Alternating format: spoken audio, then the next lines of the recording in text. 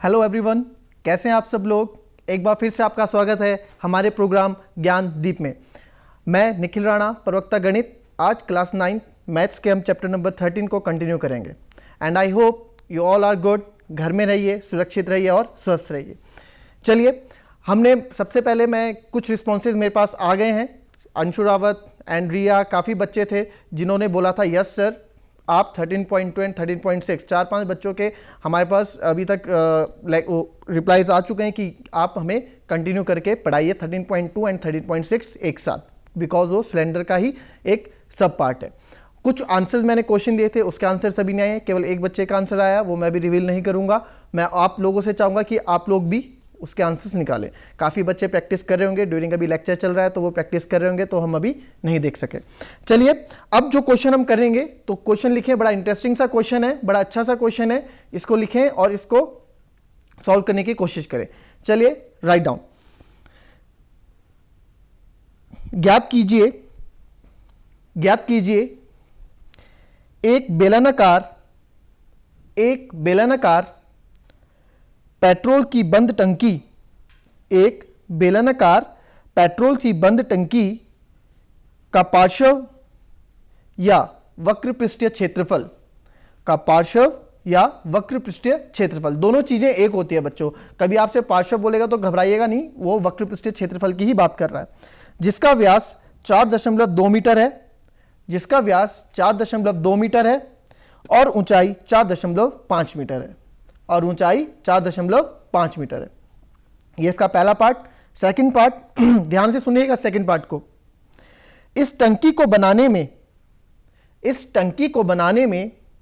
कुल कितना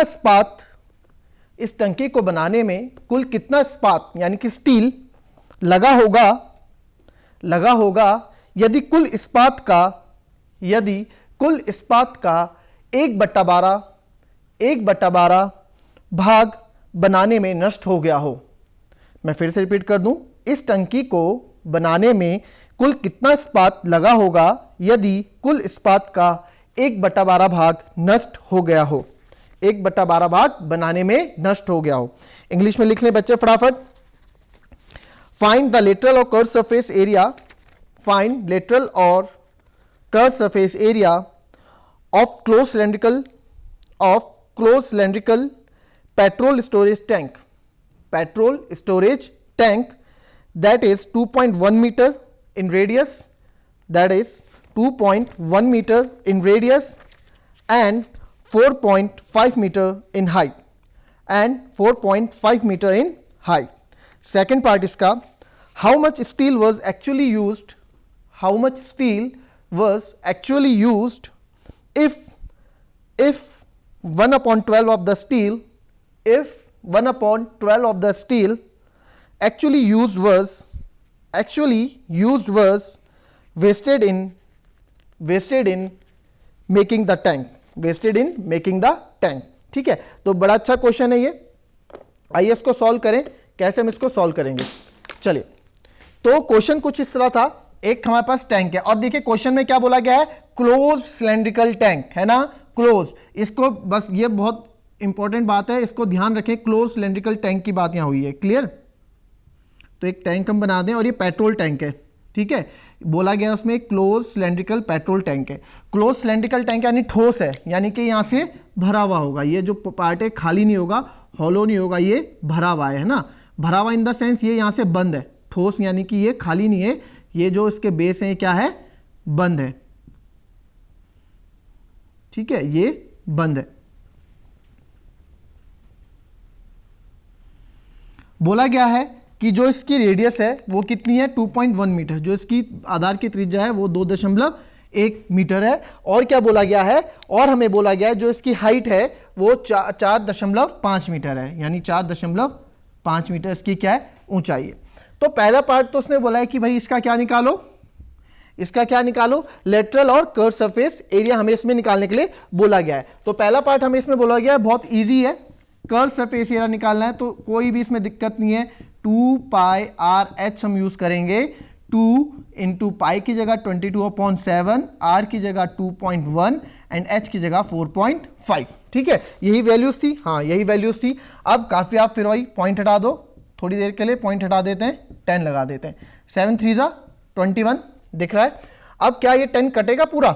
अगर मैं 5 से काटूं, 5 2 जा 10 कटेगा, तो 2 से 2 ये भी कट रहा है, हाँ पूरा कट रहा है। तो 5 9 जा 45, 5 2 जा 10 और 2 से 2 ये कट गया। ठीक है, तो मेरे पास यहाँ क्या बचा?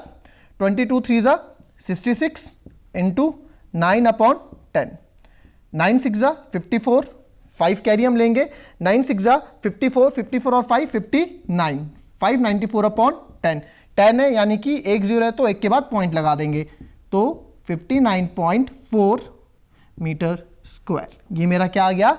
ये हमारा पहला पार्ट आ गया इसका कर्व सरफेस एरिया। ये क्वेश्चन अगर पेपर में आएगा तो कम से कम आपका 4 या 5 नंबर लेके आएगा। ठीक है, क्योंकि पहला पार्ट तो बहुत इजी है, 59.4 मीटर स्क्वायर हमारा आ गया है। सेकंड पार्ट काफी इंटरेस्टिंग है, सेकंड पार्ट में हमें बहुत कुछ देखना है। ठीक है, ये नोट कर लीजिए, ठीक है, इसको नोट कर लो, और ये तो अब आप निकाल ही सकते हैं, हम बेसिक्स से पढ़ते आ रहे हैं तो ये तो आप निकाल ही सकते हैं। यानी कि पहला पार्ट मेरा आ गया है कितना? पहला पार्ट हमारा आ गया है curve surface area 59.4 meter square, 59.4 meter square. अब उसने क्या बोला है? उसने बोला गया है क्वेश्चन में कि भाई हमने टैंक, अब इसमें स्टील लगानी है ना, इसमें अगर स्टील लगानी है पूरे, तो स्टील बच्चों यहां भी लगेगी है ना, और यहां भी लगेगी, क्योंकि ठोस है ना, खाली नहीं है। खाली होता तो हम नहीं लगाते यहाँ पे स्टील इस पार्ट पे, बट ये ठोस है तो इसके ऊपर भी स्टील से कवर करना है, इस पार्ट, इसके ऊपर भी स्टील लगानी है, इधर भी स्टील लगानी है। अब वो बोल रहा है कि 1/12 भाग जो है उसको बनाने में क्या हो गया? वेस्ट हो गया। 1/12 भाग जो है उसका वेस्ट हो गया। क्या? अब देखिए, जैसे मैं आपको बोलूं कि हम कहीं गिफ्ट रैप, आप किसी दुकान में जा रहे हैं, ठीक है, गिफ्ट रैप करवा रहे हैं। अब गिफ्ट रैप कराने का आपने देखा हो, जब वो गिफ्ट रैप करते हैं तो क्या होता है, कोई चीज हम गिफ्ट करते हैं तो साइड से कटिंग करते हैं, कुछ वेस्ट चले जाता है, वो रैप वेस्ट चले जाता है ना, उसी प्रकार, और उस रैप से हम क्या करते हैं, उस गिफ्ट बॉक्स को रैप कर देते हैं और कुछ चीज हमारी वेस्ट चली जाती है। तो वो रैप, फॉर एग्जांपल ये शीट है, ठीक है, ये शीट है मेरे पास, ये स्टील की शीट है। अब ये सिलेंड्रिकल में जानी है, अब वो कोई सिलेंड्रिकल वेसल है, इसमें मैंने इसको पूरा कवर करना है। इतना कवर किया तो इतना वेस्ट हो गया, ये वेस्ट हो गया, तो 1/, जो इस पूरे स्टील का 1/12 भाग वेस्ट हो गया है। ये क्वेश्चन में बोला गया है, ये नहीं बोला गया कितना वेस्ट हुआ है। देखिए क्वेश्चन कितने प्यारा क्वेश्चन बनाया गया है कि 1/12 भाग वेस्ट हुआ है, तो आप ये ज्ञात करें कि कितने स्टील हमको यूज लगेगी, यानी कि कितना इस्पात इसमें यूज हुआ है। पूछा गया है कि कितना इस्पात इसमें, कुल इस्पात कितना लगा है ना, यही तो पूछा गया है, और क्या पूछा गया है। तो बहुत अच्छा क्वेश्चन है। तो चलिए इसको हम आगे कंटिन्यू करें, और जिस बच्चे को अगर ये समझ में ना आए वो हमसे पूछ सकता है, और मैं उसको फिर से इस क्वेश्चन को दूसरे या और नेक्स्ट फॉर्मेट से, नेक्स्ट तरीके से बता दूंगा। सेकंड पार्ट हम यहां कर रहे हैं, ठीक है। अब मैं इसको हम बोले कि देखो, मैंने माना, ठीक है, आप हिंदी में लिखेंगे माना x, ठीक है, जो x मीटर स्क्वायर शीट हमने यूज की है, x meter sheet is actually used, जो x मीटर शीट है वो हमारी एक्चुअली में यूज हुई है। क्लियर? अब ये तो हमने माना कि भाई x मीटर स्क्वायर हम शीट लाए, कोई शीट लाए वो x मीटर स्क्वायर है। अब एक बार बताओ, इस क्वेश्चन के अकॉर्डिंग क्या कहानी ऐसी नहीं बन रही है कि एक्चुअली यूज शीट में से अगर मैंने वेस्ट शीट माइनस कर दी, यानी कि जो हमारी वेस्ट हुई है, तो वो कहां टोटल लाए थे हम, इतनी वेस्ट हुई, और जो इससे बची है वो कहां लगी है, यूज्ड इन टैंक, टैंक में यूज्ड हुई है। टैंक में कहां यूज्ड हुई है, उसको कवर करने के लिए। एक्चुअली शीट, जितनी मैं शीट लाया था, है ना, जितनी मैं शीट लाया था उसमें से कुछ वेस्ट हो गई, इतनी वेस्ट हो गई, और इतनी बची हुई पार्ट कहां लग गई, टैंक में लग गई। कुछ इस प्रकार की कहानी बन रही है ना। तो अब ये बताओ टैंक में कहां यूज होगी, पहले तो मुझे ये बताओ टैंक में कहां यूज होगी। टैंक में यहां भी लगेगी, यहां भी लगेगी, यहां भी लगेगी, यानी कि मुझे क्या पता लग रहा है कि यहां पे क्या है, कुल पृष्ठीय क्षेत्रफल लग रहा है ना। मुझे क्या पता लग रहा है कि यहां पे कुल पृष्ठीय क्षेत्रफल यूज होने वाला है, यानी कि जो टैंक में यूज होने वाला है ना, जो स्टील हमारी टैंक में यूज होने वाली है, ये मैंने शीट मान लिया, शीट लिख लो, इसको आप स्टील भी लिख सकते हो, ठीक है, स्टील की शीट भी होती है या स्टील भी लिख सकते हो, ठीक है, शीट स्टील आप कुछ भी लिख सकते हो। Actually used steel minus waste steel equals to used in tank, जो टैंक में यूज हुई है। तो स्टील यूज कितनी हुई है बच्चों, ये तो बताओ, स्टील यूज्ड इन टैंक कितनी हुई है, वो किसके बराबर होगा, total surface area of cylindrical tank,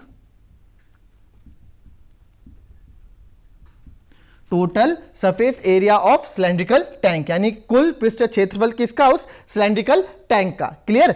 अब मेरे को एक बार बताओ, इसमें क्या फॉर्मूला लगेगा, 2 पाई आर, फॉर्मूला हमें पता है ना क्या होता है, 2 पाई आर और आर प्लस एच, ये फॉर्मूला होता है। इसको ध्यान से देखो, मैं इसमें एक चीज और आपको बताने वाला हूं भी, ठीक है, 2 pi are are plus H यही होता है। अब 2 पाई आर वैल्यू रख दे 2, 22/7, आर कितना था हमारा 2.1 और 2.1 और हाइट कितनी थी हमारी, हाइट थी हमारी प्लस 4.5, ऐसी था ना, 2 × 22/7 × 2.1 ब्रैकेट में 2.1 प्लस 4.5, ठीक है।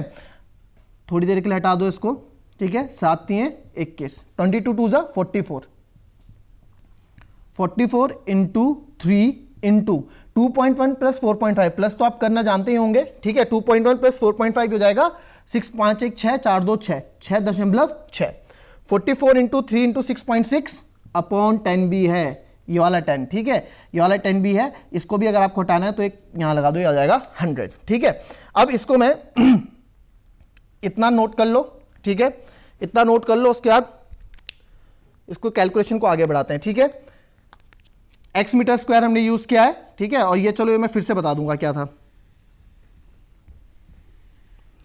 कैलकुलेशन पे ध्यान दीजिए, कैलकुलेशन काफी इसमें इंपॉर्टेंट रोल करेगा, और बाकी जो इसका कॉन्सेप्ट है, ठीक है, कॉन्सेप्ट को अगर आपने समझ लिया तो क्वेश्चन तो आप इजीली सॉल्व कर ही देंगे। अब हमसे क्या बोला गया है, 43 इंटू, ये पॉइंट मैंने हटा दिया, 0 नीचे लगा दिया, तो 4 × 3 = 12, ठीक है, एक कैरी, 4 × 3 = 12 यानी 132 हो जाएगा, ठीक है। या फिर आप इसको कर लो, 6 3 = 18, 6 3 = 18 119, तो क्योंकि मैंने ये हो जाएगा 6 3 = 18 198/100।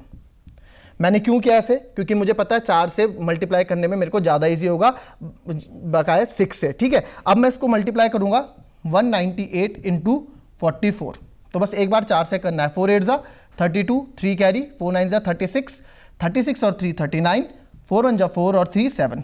अब दोबारा 4 से मत करने लग जाना, इसी को कॉपी कर दो, क्योंकि 4 ही तो है, 9 7 2 9 2 11 17 और 8, 8712, जो ये आया मेरा 8712/100, 2 0 हैं तो 2 के बाद पॉइंट लगा दो, 1 2 इधर शिफ्ट हो जाएगा, तो 80, तो ये आ जाएगा मेरा 87.12, ठीक है, 87.12 मीटर स्क्वायर, 87.12 मीटर स्क्वायर। इसको ध्यान से देख लो, मैं एक चीज और इसमें बताने वाला हूं, 87.12 मीटर स्क्वायर, ये मेरा क्या आ गया, total surface area of cylinder. Total surface area में क्या क्या जाता है, ये और ये, क्योंकि आपको इंट्रोडक्शन क्लास में मैंने बताया कि फॉर्मूले हम कैसे बनाते हैं। क्लियर।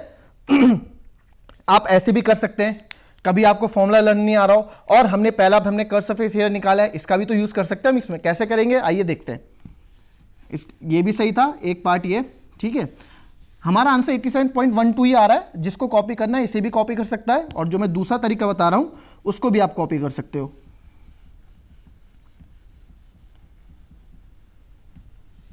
क्लियर। तो अब बच्चों मेरे को एक बार बताओ, total surface area of cylindrical tank, total surface area of cylindrical tank जो मेरे पास था, ठीक है, वो क्या था, आपको मैंने प्रीवियस क्लास में बताया था। टोटल सरफेस एरिया में क्या आ जाता है, कर्व सरफेस एरिया आ जाता है plus area of 2 base, 2 area है ना बेस के, एक ये हो गया और एक ये हो गया। कर्व सरफेस एरिया हमने अभी भी निकाला था, ये हो जाएगा 59.4 प्लस 2, 2 है ना, कौन कौन से हैं, area of base, pi r square लगेगा इसमें, 2 pi r square. Pi r square क्यों, क्योंकि बेस क्या है, सर्कल का है। क्लियर। 59.4 प्लस 2 × 22/7 × 2.1 × 2.1, हटा दो इसे, 0 कर दो थोड़ी देर, 7 3 = 21, ठीक है, 7 3 = 21। अब इसको आप ऊपर ये क्या आ गया, 59.4 तो मेरा यहां आ जाएगा, प्लस 22 2 = 44 इंटू 21 3 = 63 अपॉन 100 में है। क्लियर? तो 59.4 ये ब्रैकेट में, पहले इसको जब तक हमने इसको पूरा सॉल्व नहीं किया तब तक हम इसमें आगे नहीं बढ़ सकते। ठीक है, तो इसको जब मैं मल्टीप्लाई करूंगा तो ये मेरा आ जाएगा 27, ठीक है, 2772 अपॉन 100। अब मैं बच्चों मैं एक स्टेप स्किप कर रहा हूं, आप समझ जाइएगा, 2 जीरो हैं तो मैं पॉइंट हटा के यहां लगा दे रहा हूं। क्लियर? और अब ये प्लस में तो ब्रैकेट भी हट जाएगा। अब इसको आप प्लस करोगे तो again you will get 87.12 meter square. ठीक है, 87.12 मीटर स्क्वायर हमारा आ चुका है। क्लियर? इतना क्लियर सब बच्चों को? ये हमारा total surface area of cylindrical tank है, यानी कि टोटल जो टैंक है उसका टोटल सरफेस एरिया इतना है, यानी कि जो स्टील लगनी है मेरी वो ये लगनी है, जो स्टील लगनी है मेरी ये लगनी है। क्लियर? इतना क्लियर हो गया? इसको नोट करो।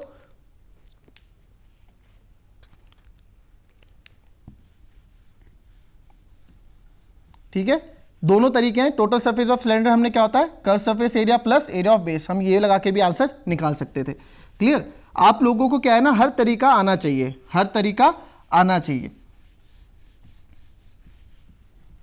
अब टोटल सरफेस एरिया, अच्छा अब क्या पूछा था उसने कि 1/12 हमारी वेस्ट हो गई है ना, 1/12 वेस्ट हो गई है, तो टोटल सरफेस एरिया क्या है मेरे पास अभी 87.12 मीटर स्क्वायर, मेरा 87.12 मीटर स्क्वायर है। अब मैंने आपको स्टार्टिंग में बताया था वास्तविक में actually used steel minus waste steel, जो स्टील वेस्ट हुई है इनमें से जो भी निकला है वो कहां लगा है, वो यूज हुई है हमारे, use to cover tank, tank को कवर करने के लिए यूज हुई है, कवर टैंक में कवर करने के लिए उसे यूज किया गया है ना। क्लियर? जो एक्चुअली हम स्टील लाए थे उसमें से कुछ वेस्ट हुई और जो इसका रिजल्ट निकला इसमें हुआ। और एक्चुअली यूज स्टील थी कितनी, हमने सबसे पहले क्या लिखा था, लेट एक्स मीटर स्क्वायर, जो हमने स्टील लाई थी, तो एक्स में से, ठीक है, एक्स में से कितना माइनस हो गया, एक्स का 1/12 भाग है ना, तो 1/12 किसका, एक्स का। ये चीज समझो यहां पे, ये समझो ये स्टील का कोई शीट है, इसका एरिया एक्स मीटर स्क्वायर है। ठीक है, इसका एरिया एक्स मीटर स्क्वायर है, पूरा एक्स मीटर स्क्वायर है। इस स्टील का 1/12 भाग किसका, इस स्टील का, तो 1/12 भाग किसका होगा, इसके एरिया का होगा ना, और एरिया कितना है, एक्स है, तो 1/12 भाग किसका, एक्स का, 1/12 भाग किसका, एक्स का, तो यहां मैंने एक्स लिख दिया। ठीक है, जो इसका रिजल्ट आया वो ये कितने में कवर हुआ, 87.12 में, 12 मीटर स्क्वायर में लगा है। तो जब मैं इसको लूंगा एलसीएम इसका 12 आ जाएगा। ठीक है, इधर 12x हो जाएगा माइनस एक्स। जिसको अगर ये वाले प्लस माइनस नहीं आते हो कमेंट में बता दे, मैं एक क्लास इसकी प्लस माइनस मल्टीप्लाई की रख दूंगा, फ्रैक्शन वाले, भाग वाले, जिसको प्लस माइनस नहीं आते हैं वो प्लीज बता देना। ठीक है, तो 87.12, अब 12x माइनस एक्स यानी कि आ जाएगा मेरा 11x upon 12 equals to 87.12। Clear? यहां समझते हैं आगे। अब मेरे को क्या चाहिए, x चाहिए, है ना, x को अकेला छोड़ दो, बाकी को उधर ले जा लो। x चाहिए ना, ये 12 नीचे है तो इसको उधर ले जाएंगे, और 11 ऊपर है तो इसे नीचे लाएंगे। 87.12 इंटू 12 अपॉन 11, 87.12 इंटू 12 अपॉन 11, और 2 जीरो से हटा दो। ये 11 का डिविजिबल रूट कैरी कर रहा है, 8 2 10 718। ठीक है, ये पूरा कैरी कर रहा है, 11 से 100 टाइम्स ये कटेगा, और 11 से जो ये कटेगा बच्चों, ये कटेगा 792। ठीक है, 792 इंटू 12 मैं इसको करूंगा, इसको जो पूरा सॉल्व हम करेंगे, इसको जब हम पूरा सॉल्व करेंगे ये मेरे पास आ जाएगा 95.04 मीटर स्क्वायर, यानी कि जो मैं स्टील लाया था वो इतनी लाया था। और मैं आप लोगों को एक चीज और बोलूं, डिविजिबिलिटी रूल आपको 1 से लेके 11 तक के डिविजिबिलिटी रूल आप लोगों को आने चाहिए। 1 से लेके 11 तक के डिविजिबिलिटी रूल आप लोगों को आने चाहिए। अगर आपको 1 से लेके 11 तक के डिविजिबिलिटी रूल नहीं पता है कि हम कैसे चेक करें कि ये 2 से जाएगा, 3 से जाएगा, 4 से जाएगा, हम नंबर देख के कैसे चेक कर ले, अगर आप लोगों को ये नहीं पता है तो मुझे कमेंट में लिख के बता दे, मैं उसका भी आपको एक चार्ट बना के बताऊंगा कि आप नंबर देख के ही बता देंगे कि ये इससे कट रहा है कि नहीं कट रहा है। जैसे 11 से कट रहा है, 8 और 2 10 हम ऐसे देखते हैं, 7 और 1 8, तो इनका डिफरेंस 2 है, यानी कि 11 से कट रहा है। ठीक है, तो ये कुछ नियम होते हैं, ये 7वीं 8वीं क्लास में होते हैं। अगर आप लोगों ने नहीं पढ़े यार, आप लोगों को समझ में नहीं आया है तो आप बता दें, मैं उसको पढ़ा दूंगा। तो 95.40 मीटर स्क्वायर स्टील हम लाए थे। चलो इसको और अच्छे से समझे, इसको और अच्छे से समझे यहाँ पे। ठीक है, अब समझते हैं इसको। इसको समझते हैं क्या हुआ कि हम इसको 95 मान लो समझने के लिए, ठीक है। हम लाए स्टील 95 मीटर स्क्वायर की स्टील लाए, उसमें से ना वेस्ट कितनी हुई 1/12 किसकी 95 की, 95 की 1/12 वेस्ट हो गई, वो इसमें यूज नहीं हुई, वो काट दी गई कैंची से और वेस्ट हो गई, ठीक है। 1/12 वेस्ट हुई और जो एक कवर हुआ वो कितना कवर हुआ 87.12 इसका बिल्कुल स्टील कवर में, मतलब जो टैंक है उसमें स्टील लगी है। कुछ इस प्रकार से ये क्वेश्चन था, ठीक है। इसको कॉपी करें और उसके बाद बढ़े हम नेक्स्ट क्वेश्चन की तरफ। तो इसको कॉपी करो, तब तक मैं आपको नेक्स्ट क्वेश्चन बोलता हूं। नेक्स्ट क्वेश्चन भी बहुत अच्छा क्वेश्चन है हमारे पास, ठीक है। नेक्स्ट क्वेश्चन भी हमारे पास काफी अच्छा क्वेश्चन है। तो चलिए एक क्वेश्चन है, इसको भी कॉपी करें, जिसका कॉपी हो गया क्वेश्चन लिखे। आप एक लैम्पशेड का फ्रेम है, ठीक है, इसे एक सजावटी कपड़े से ढका जाना है, इसे एक सजावटी कपड़े से ढका जाना है। इस फ्रेम के आधार का व्यास और जो लैम्पशेड का जो फ्रेम है वो क्या है, एक सिलेंड्रिकल लैम्पशेड है, ठीक है, एक बेलनाकार लैम्पशेड है। इस फ्रेम के आधार का व्यास 20 सेंटीमीटर है, ठीक है। जो ये लैम्पशेड का फ्रेम है, जो लैंप का फ्रेम है वो सिलेंड्रिकल फ्रेम है, यानी कि बेलनाकार फ्रेम है, और ऊंचाई 30 सेंटीमीटर है, ऊंचाई 30 सेंटीमीटर है। फ्रेम के ऊपर और नीचे मोड़ने के लिए, फ्रेम के ऊपर और नीचे मोड़ने के लिए दोनों ओर 2.5 सेंटीमीटर अतिरिक्त कपड़ा भी छोड़ा जाना है, 2.5 सेंटीमीटर अतिरिक्त कपड़ा भी छोड़ा जाना है।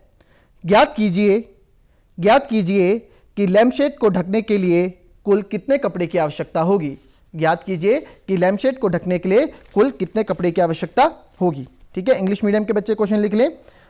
अ लैम्पशेड, the frame of a lampshade is to be covered with a decorative cloth. The frame has a base radius of 10 centimeter. The frame has a base radius of 10 centimeter. इसमें मैंने इस क्वेश्चन में मैंने बोला व्यास है ना, तो आप इसमें लिख सकते हैं, हिंदी में व्यास बोल दिया, इसमें रेडियस बोल दिया, तो एक ही बात है। डायमीटर लिख लो आप लोग भी। The frame has a base diameter of 20 centimetre and height of 30 centimetre A margin of 2.5 centimeter is to be given for folding. A margin of 2.5 centimeter is to be given for folding it over the top and bottom of the frame. Obtain how much cloth is needed for covering the lampshade. कितना बढ़िया question है ये, बहुत ही अच्छा question है। Question को पढ़ो जरा, जब तक हम इसके सॉल्यूशन में हैं क्वेश्चन को समझो। जब तक आप क्वेश्चन नहीं समझोगे आंसर समझ में नहीं आने वाला, ठीक है। क्वेश्चन को समझो जरा, क्या बोल रहा है क्वेश्चन, पढ़ो, ध्यान से पढ़ो, जो क्वेश्चन बोल रहा है वो करो, ट्राई भी करो।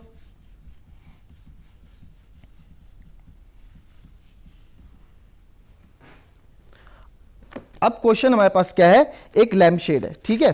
एक लैम्प शेड इसमें दिया गया है हमारे पास, और जो लैम्प शेड है उसको बोला गया है, कोई एक लैम्प शेड है, ये फ्रेम है, उस लैम्प शेड का फ्रेम है, ठीक है। अब इसमें कपड़ा, ठीक है, इसमें क्या है, कपड़ा, इसको कपड़े से कवर करना है, इसको कपड़े से कवर करना है। तो जब हम कपड़े से कवर करेंगे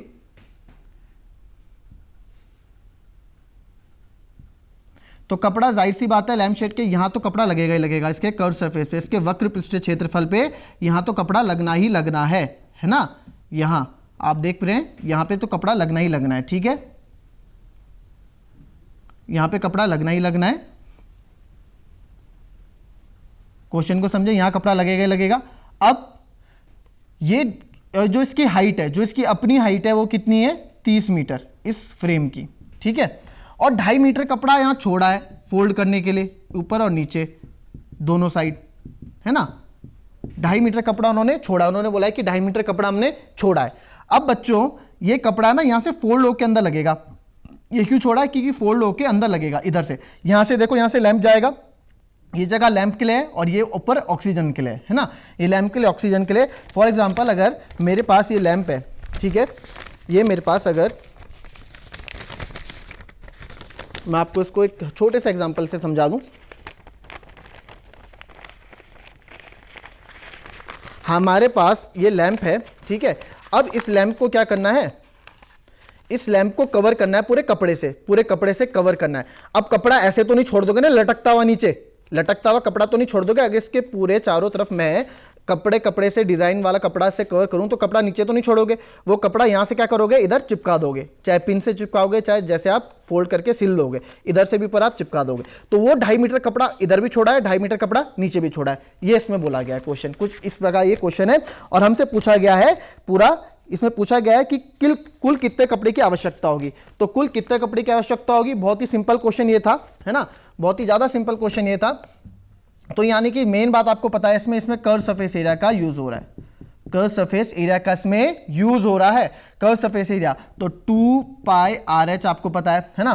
गिवन हम लिख देते हैं, गिवन लिख लेते हैं। रेडियस कितना इसमें डायमीटर में दिया हुआ है, इसमें में व्यास दिया हुआ है, इसमें व्यास दिया हुआ है 20 सेंटीमीटर, तो रेडियस कितना हो जाएगा 10 सेंटीमीटर, ठीक है। हाइट है इसकी सिलेंडर की 30 सेंटीमीटर, तो 22/7, रेडियस कितना है मेरा 10 सेंटीमीटर। हाइट बच्चों देखो असली हाइट क्या होगी, 30 तो ये है, हमें कपड़े से मतलब है ना, 2.5 मीटर ऊपर 2.5 मीटर नीचे, कपड़े की बात हो रही है कि कपड़ा कितना लगेगा, तो कपड़े की हाइट लेंगे यहाँ पे 2.5 मीटर, 30 तो इतना है ही है, 2.5 मीटर कपड़ा ऊपर छोड़ा है, 2.5 मीटर कपड़ा नीचे छोड़ा है, तो ये हो जाएगा 35 सेंटीमीटर टोटल। तो यहाँ पे मैं 35 सेंटीमीटर लिख लूंगा। कर्व सरफेस एरिया ही निकाल रहे हैं, कितने कपड़े, कितने एरिया में कपड़ा लगेगा, ठीक है। तो 7 पंजे 35, ठीक है, 22 पंजे 110 होता है, इंटू 20, तो जो मेरा इसका आंसर आ जाएगा वो आ जाएगा 11 2 जा 22, 11 दूनी 22, 2 जीरो लगा दो, सेंटीमीटर स्क्वायर। यानी कि इतने कपड़े की मेरे को क्या पड़ेगी, जरूरत होगी, ठीक है, इतने कपड़े की हमें क्या होगी, जरूरत होगी।